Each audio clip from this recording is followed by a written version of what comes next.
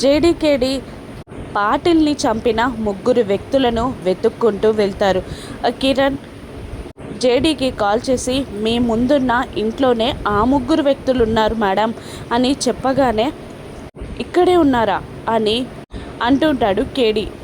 Phone cut చేశాక, అసలు ఈ ముగ్గురికి పాటిల్కి సంబంధం ఏంటి, పాటిల్ని ఈ ముగ్గురు ఎందుకు చంపారు అని కేడి అడుగుతూ ఉండగా, వీళ్ళ వెనక సూత్రధారెవరో మనం కనిపెట్టాలి, చీకటిలో ఉండి ఇవన్నీ జరిపించేదెవరో మనం కనిపెట్టాలి అని జేడీ అంటూ ఉంటుంది. మాస్కులు పెట్టుకొని జేడీకేడి ఆ ఇంట్లోకి వెళ్తూ ఉండగా అక్కడున్న రౌడీలు అడ్డుకుంటారు. మేము గవర్నమెంట్ జాబ్ వాళ్ళం, ఎలక్ట్రీషియన్స్, ఒకసారి మీటర్ చూడనివ్వండి అనడంతో సరే అని ఆ రౌడీలు లోపలికి వెళ్ళమంటారు.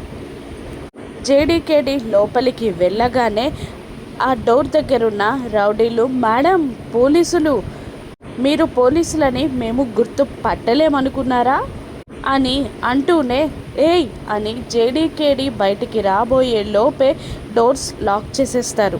అప్పటికే పాటిల్ని చంపిన ముగ్గురు వ్యక్తులు కూడా ఇంటి నుండి ఎస్కేప్ అవుతారు. విండో ఓపెన్ చేసి బయటికి చూస్తారు. అప్పటికే ఆ ఇంట్లోకి పెట్రోల్ పోస్తూ ఉంటారు ఆ రౌడీలు.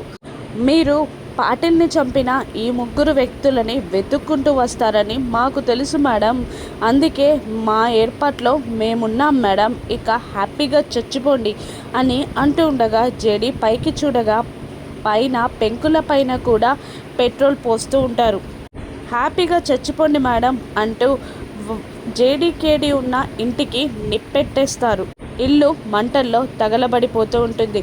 కిరణ్కి కాల్ చేయి అని కేడి అంటూ ఉండగా, అంత టైం లేదు, మనం 5 నిమిషాల్లో ఇంట్లో నుండి బయటపడకపోతే చచ్చిపోతాం అని జేడీ అంటూ ఉంటుంది. ఆ అగ్ని ప్రమాదం నుండి జేడీకేడి ఎలా బయటపడతారో, ఆ ముగ్గురు వ్యక్తుల్ని చీకట్లో ఉండి చేసిన వాడిని జేడీకేడి ఎలా పట్టుకుంటారో రాను ఎపిసోడ్స్లో చూద్దాం. Thank you for watching.